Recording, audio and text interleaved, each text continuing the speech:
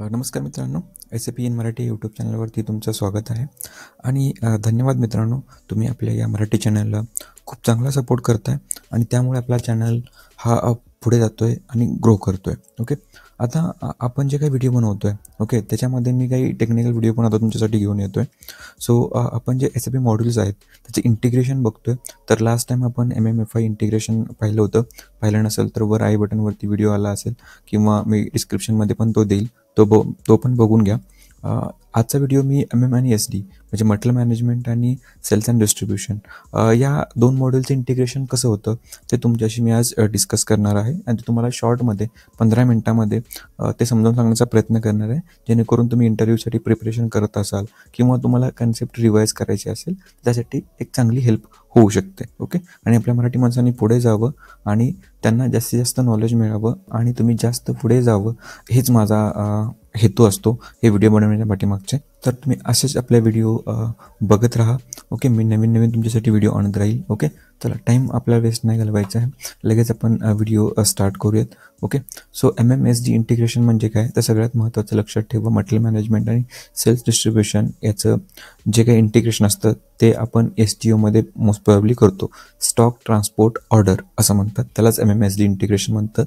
इंटरव्ह्यूमध्ये question जर विचारला तुम्हाला तर तुम्हाला हे माहिती पाहिजे. ओके, चल, आता STOमध्ये कसं असतं, दोन टाईप असतात, इंट्रा STO आणि इंटर STO. ओके, आता इंट्रा STO म्हणजे काय, विदिन कंपनी कोड. ओके, आणि इंटर STO म्हणजे काय, आउटसाइड दी कंपनी कोड. म्हणजे एकाच कंपनी कोडमध्ये काय करत असाल तुम्ही, ऑर्डर वगैरे मटेरियल, तर त्याला आपण इंट्रा म्हणतो. आणि दुसऱ्या कंपनी कोडवरून तुम्ही एका दुसऱ्या कंपनी कोडमध्ये जर मटेरियल ऑर्डर करताय तर त्याला आपण इंटर STO म्हणतो. हे दोन झाले STOचे टाईप. ओके, डॉक्युमेंट टाईप काय असतो STOसाठी, UB हे स्टँडर्ड आहे. आयटम कॅटेगरी असते U. ओके, STOसाठी. आता चला तुम्हाला एक एक्झाम्पल देतो मी. इथे आपला एक कंपनी कोड आहे असं कन्सिडर करूयात आणि एका कंपनी कोडमध्ये आपले हे दोन प्लांट आहेत, प्लांट 1 आणि प्लांट 2. ओके, आता असं अजूम करा की प्लांट 2 हा आपला जो वर्किंग प्लांट आहे आणि त्याला मटेरियल ऑर्डर करायचं आहे प्लांट 1मधून. ओके, तर SAPमध्ये कसं असतं, तुम्हाला जर ह्या प्लांटचे लोकेशन जर वेगवेगळे असतील, ओके, तर एकाच कंपनी कोडमध्ये जर दोन प्लांट आहेत आणि एक प्लांट तुमचा एका लोकेशनला आणि 10-15 किलोमीटरवर समजा दुसरा प्लांट आहे किंवा दुसऱ्या सिटीमध्ये आहे, तर त्याच्याकडून मटेरियल ऑर्डर करण्यासाठी काय आपल्याला स्पेसिफिक सिस्टममध्ये अरेंजमेंट करावी लागते आणि ती अरेंजमेंट आपण STOच्या माध्यमातून करतो. ओके, आता याच्यामध्ये दोन मॉड्यूलचं इंटिग्रेशन आहे, तर SD कन्सल्टंट SDचे करणार, MM कन्सल्टंट MMचे करणार. ओके, आता इथे प्लांट 2 आपण काय करतोय, प्लांट 2 हा मटेरियल ऑर्डर करतोय प्लांट 1 कडून. ओके, म्हणजे बघा, आपण कंपनीमध्ये मटेरियल ऑर्डर करत असताना कोणाकडून करतो, एका वेंडरकडून करतो. म्हणजे मटेरियल सप्लाय जो करतो त्याला वेंडर मटेरियल सप्लाय करतो असं आपण म्हणणार, बरोबर. म्हणजे काय, समजा तुम्ही भाजीपाला आणायला गेलेला आहे, तर भाजीपाला जो विकतोय त्याला तुम्ही वेंडर म्हणणार आणि तुम्ही कोण आहात, त्या भाजीपालावाल्याचे कस्टमर आहात, बरोबर. तो काय म्हणतो, माझे हे कस्टमर आहेत.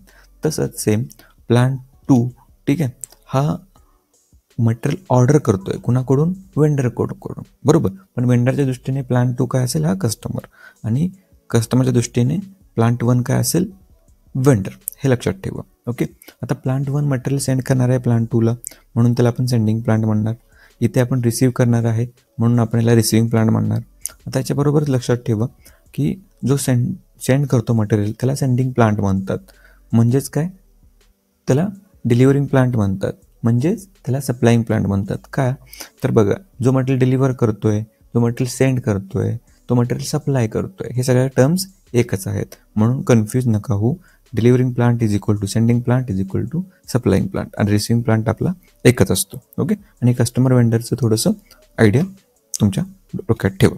ओके, हे झालं एका कंपनी कोडमध्ये दोन प्लांट आहेत आणि एकामेकाकडून तो ऑर्डर करणार किंवा एकाकडून ऑर्डर करणार. बट समजा तुम्हाला एका कंपनी कोडच्या एका प्लांटमधून दुसऱ्या कंपनी कोडच्या दुसऱ्या प्लांटमध्ये मटेरियल ऑर्डर करायचं असेल तर त्याला आपण इंटर STO म्हणणार, आउटसाइड दी कंपनी कोड, बरोबर. आता इथे अजून एक एक्झाम्पल आहे. एक दुसरा कंपनी कोड आहे, त्याच्यामध्ये प्लांट A आणि B आहे.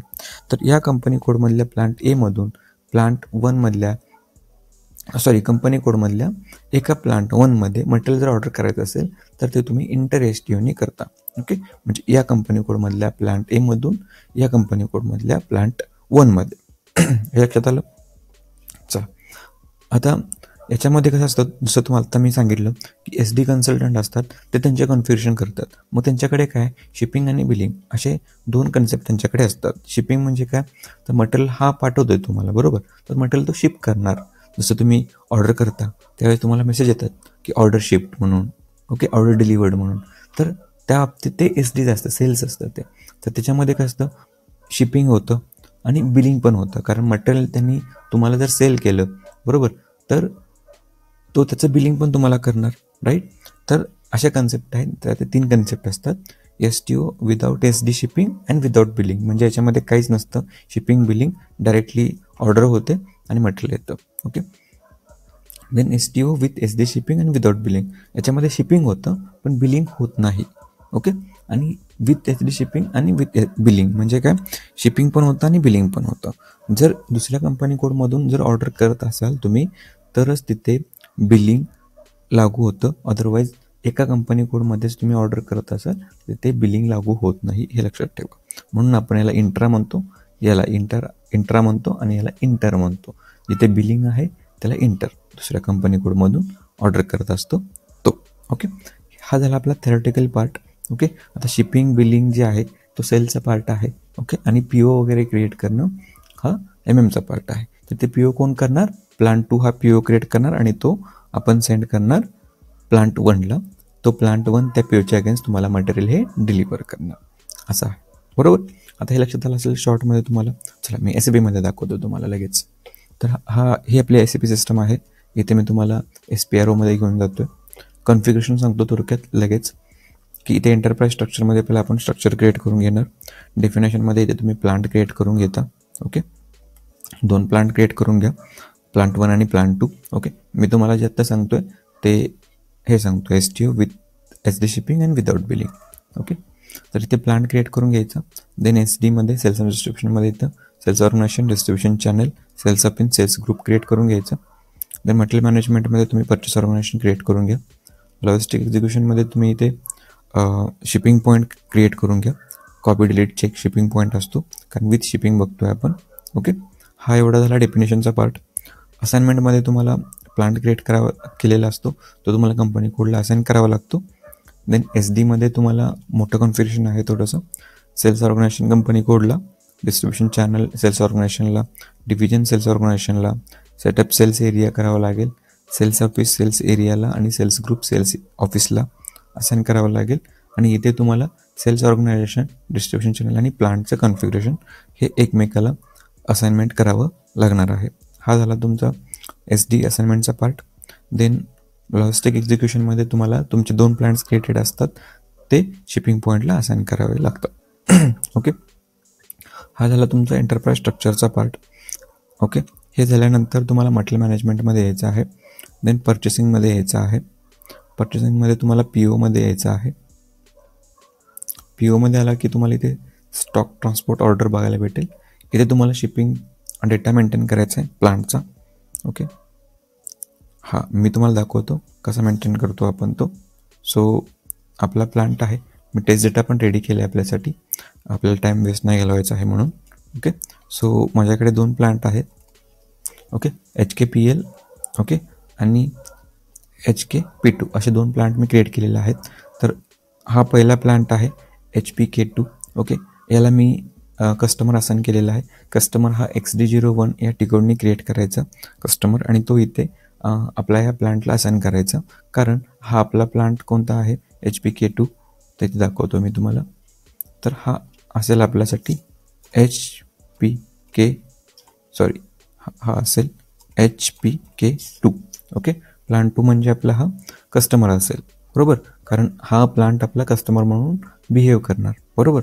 आणि हा आपला असेल वेंडर, म्हणजेच जो आपल्याला मटेरियल सेल करतोय. म्हणून आपण काय करणार, या प्लांटला इथे सेल्स ऑर्गनायझेशन, डिस्ट्रीब्युशन चॅनल आणि डिव्हिजन हे आपण इथे असाइन करणार. ओके. हे लक्षात ठेवा, हे इम्पॉर्टंट आहे.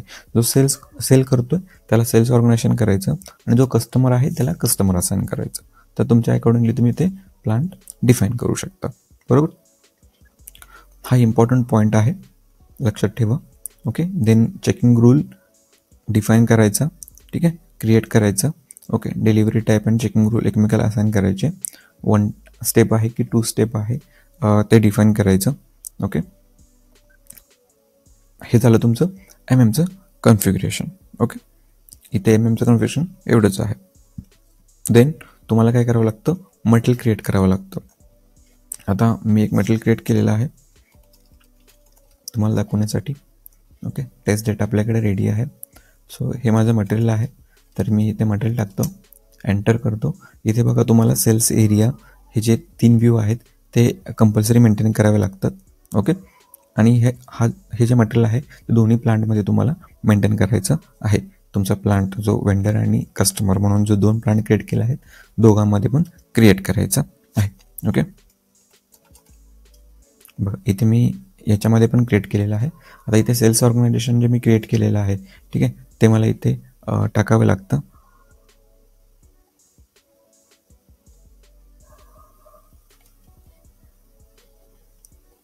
तरी मी इथे चेक करतो, लगेच मला सापडेल इथं.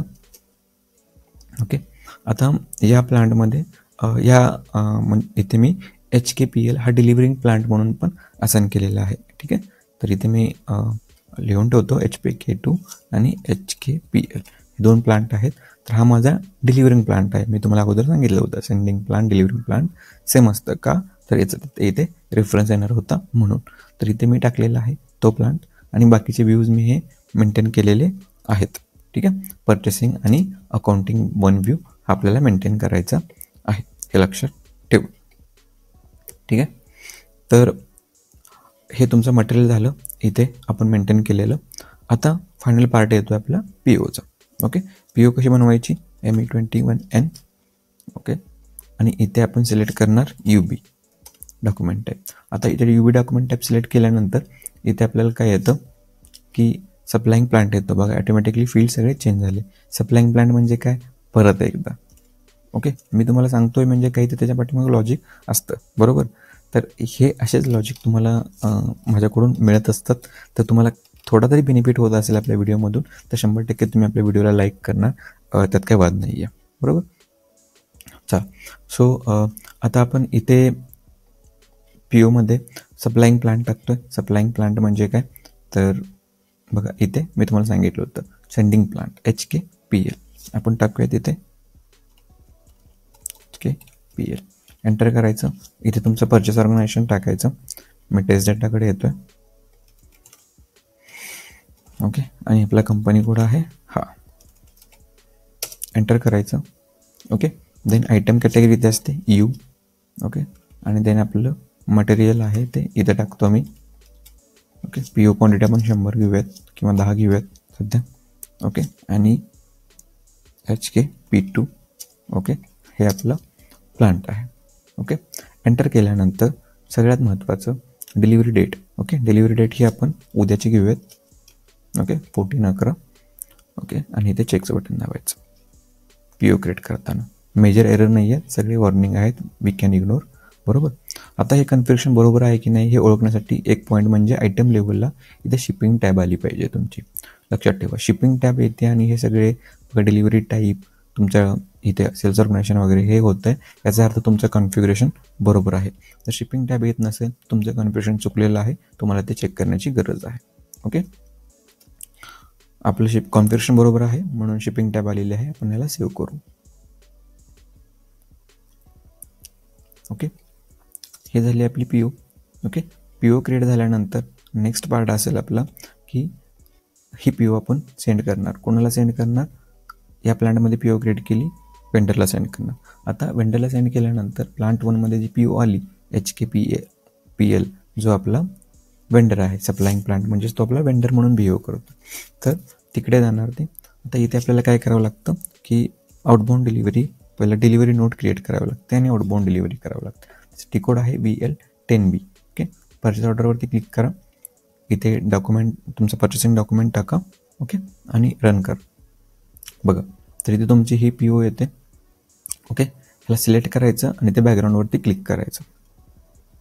हे क्लिक केल्यानंतर या अगेन्स्ट तुमची एक डिलिव्हरी बनते. ओके, बघा डिलिव्हरी, तर इथे एक लॉग असतो, 3 आय बटन आहे हे, ह्याच्यावरती पहिला सिलेक्ट करायचं. इथे कळतं तुम्हाला की कोणी क्रिएट केलेली आहे आणि झालेली आहे की नाही. ओके, तर परत तुम्ही पी ओमध्ये यायचं आणि पी ओ रिफ्रेश करायची. इथे परचेस ऑर्डर हिस्ट्रीमध्ये तुम्हाला काही डिटेल्स भेटतील. बघा, डिलिव्हरी नोट क्रिएट झाली, कारण आपण विथ शिपिंग करतो आहे. तर तो पहिला काय करतो, तो प्लांट की डिलिव्हरी नोट क्रिएट करतो की हे आपल्याला मटेरियल सेंड करायचं आहे. Okay, S D point of view, हे एस डीचं कॉन्फिगरेशन आहे. बरोबर, आता मी बॅक येतो इथून. आता याच्यामध्येच परत याच्यावरती क्लिक करायचं, तर ही डिलिव्हरी नोट ओपन होते. ओके, आता आपल्याला काय करायचं आहे, एक आउटबाउंड डिलिव्हरी नंबर जनरेट झालेला असतो इथे. बघा, डिलिव्हरी नोट म्हणजे तो आउटबाउंड डिलिव्हरी. आपल्याला ते गुड्स इश्यू करायचं आहे, कारण आपल्याला ते मटेरियल सेंड करायचं आहे. मग ह्याला एडिट करायचं इथे. ओके, एडिट केल्यानंतर ह्याला सिलेक्ट करायचं. देन लोडिंगवरती, पिकिंगवरती तुम्हाला एक्सप्लोर करायचं असेल तर करू शकता. इथे पिकिंग क्वांटिटी 10 क्वांटिटी मी एंटर करतो की पिक केलेली आहे ती क्वांटिटी म्हणून. बट आता ही क्वांटिटी सेंड करण्यासाठी या प्लांटमध्ये मटेरियल अवेलेबल पाहिजे. बरोबर, तर मी पहिला मटेरियल चेक करतो आहे का नाही. तुम्ही पण चेक करा, कारण मटेरियल असेल तरच तो प्लांट सेंड करेल तुम्हाला. बरोबर, रन करूयात आपण. बघा, तर याच्या दोन्हीमध्ये पण आपले प्लांटमध्ये मटेरियल हे भरपूर आहे. ओके, मग आपण ह्याला सेंड करू शकतो. इथे पोस्ट गुड्स इश्यू करायचं. बघा, तर पोस्टिंग ओनली पॉसिबल हा एरर आला. हा एरर मी आपल्या एरर कसे रिझॉल्व्ह करायचे त्याच्यामध्ये सांगितलेलं आहे. ओके, तो व्हिडिओ बघितला असेल तर तुमच्या लक्षात येईल की हा एरर आपण कसा रिझॉल्व्ह करतोय. ओके, तर HK09 आपला कंपनी कोड आहे, तर मी लगेच एरर रिझॉल्व्ह करतो तो.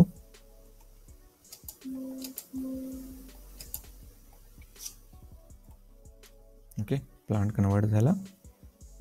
सॉरी, कंपनी कोड आपला हा पिरियड चेंज झाला. बॅक येतो आणि परत एकदा करूयात आपण ते. ओके, पोस्ट गुड्स इश्यू आता ऑटोमॅटिकली ते होणार. बघा, डिलिव्हरी हॅज बीन सेव्ड म्हणजे काय, परत एकदा पी ओ रिफ्रेश करू. आपण काय क्रिएट केली होती, आउटबाउंड डिलिव्हरी क्रिएट केली होती. ठीक आहे, डिलिव्हरी नोट झाली की अगोदर झाली होती.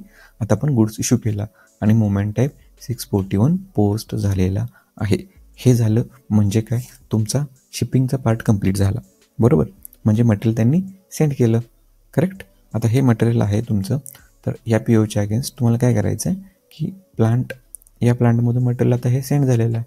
बरोबर, तर इथे हे मटेरियल इकडे येतं आहे, तर इथे आपण काय करतो, GRN गुड रिसिप्ट करतो. बरोबर, तर इथे बघा मी हा स्टॉक तसाच ठेवतो आहे. अपडेट होतो आहे की नाही तुमच्या लक्षात येतं. ओके, /O मिगोने आपण गुड रिसिप्ट करतो. ओके, इथे एंटर करूयात आपण. बघा, इथे 10 क्वांटिटी आली. बघू 11 क्वांटिटीचा होतो आहे का, चेक करूयात ना. बघा, होत नाही.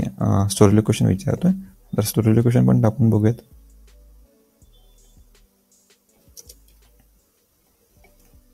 बघा, एरर आला 1 क्वांटिटीचा. ओके, तर असे हे चेक आहेत. सपोर्टमध्ये तुम्हाला विचारू शकतात, सपोर्ट क्वेश्चन्स जे आहेत ते आपले.